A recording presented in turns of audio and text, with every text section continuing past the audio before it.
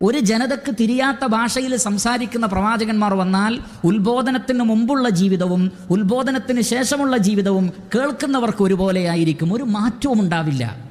മദ്യപിക്കരുത് എന്ന് പറഞ്ഞാൽ മദ്യപിക്കാതിരിക്കണമെങ്കിൽ കള്ളു കുടിക്കരുത് എന്നാണ് എന്നോട് പറഞ്ഞത് എന്നത് കേൾക്കുന്ന ആൾക്ക് തിരിയണം. അള്ളാഹുവിൽ പങ്കു ചേർക്കരുത് എന്ന് പറയുമ്പോൾ അള്ളാഹുവിൽ പങ്കുചേർത്ത ഒരു വ്യക്തി അത് ഒഴിവാക്കി അള്ളാഹുവിനെ മാത്രം ആരാധിക്കുന്ന, അവനോട് മാത്രം പ്രാർത്ഥിക്കുന്ന അവസ്ഥ ഉണ്ടാവണമെങ്കിൽ എന്നോട് പറയുന്നത് അള്ളാഹുവിൽ പങ്കുചേർക്കരുത് എന്നാണ് എന്ന് കേൾക്കുന്ന ആൾക്ക് തിരിയണം. അത് പലിശയാകട്ടെ, വേറെ ഏത് തിന്മയാകട്ടെ, എന്താണ് പറയുന്നത് എന്ന് തിരിഞ്ഞിട്ടില്ലെങ്കിൽ വെള്ളിയാഴ്ച ഖുതുബക്ക് പോകുന്ന ഒരാൾക്ക് അതിനു മുമ്പ് എന്തെല്ലാം ദൂഷ്യങ്ങൾ ഉണ്ടായിരുന്നോ ഖുതുബ കേട്ടതിന് ശേഷവും അതേ പ്രവൃത്തി അയാൾ തുടരും. കാരണം ഖുതുബയിൽ പറഞ്ഞ ഭാഷ അദ്ദേഹത്തിന് തിരിയാത്തത് കൊണ്ട്.